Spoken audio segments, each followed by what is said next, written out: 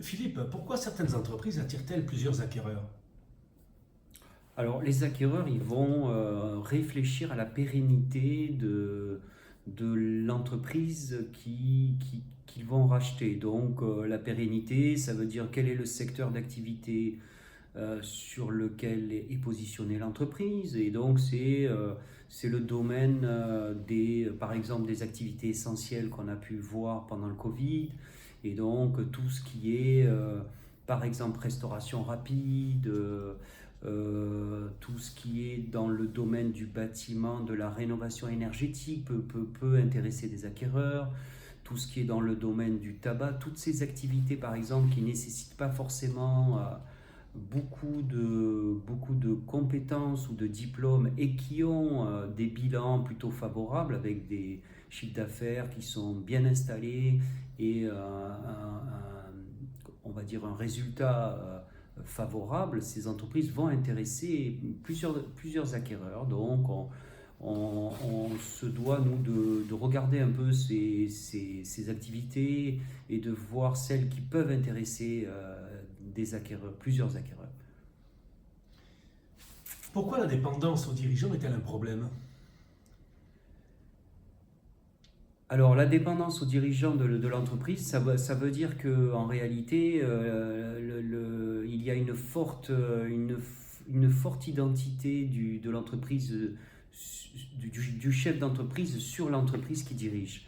Donc, s'il y a une forte identité, ça veut dire que bon, l'acquéreur va se poser la question de savoir si tout ne repose pas sur la notoriété, la compétence, l'ancienneté du chef d'entreprise. Et donc, voilà, la question qui va se poser, c'est est-ce qu'il va avoir cette compétence, est-ce qu'il va réussir à prolonger la réussite et la pérennité de l'entreprise. Alors ça, c'est valable pour ce qu'on appelle l'intuition tu personae en latin, ça veut dire que lorsqu'il y a un lien très fort entre la personnalité du chef d'entreprise et l'entreprise qu'il dirige. Voilà, donc ça c'est une contrainte qu'on essaie de contourner en rassurant l'acquéreur et donc en proposant un accompagnement fort du chef d'entreprise vers l'acquéreur.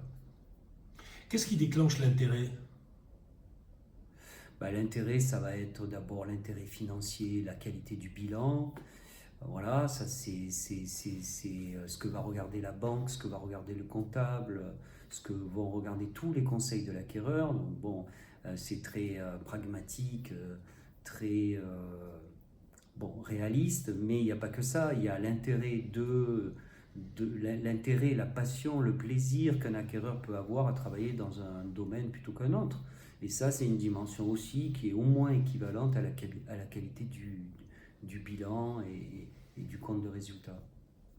Qu'est-ce qui peut rendre une entreprise plus attractive?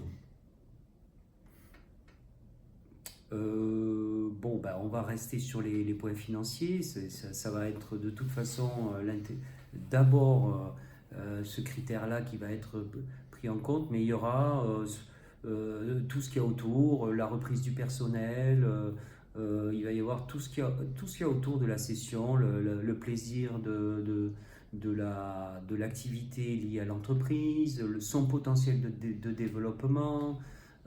Tous ces paramètres qui sont plutôt des paramètres humains vont aussi compter dans la reprise d'une entreprise et dans l'intérêt que l'acquéreur peut avoir sur cette affaire. Merci Philippe.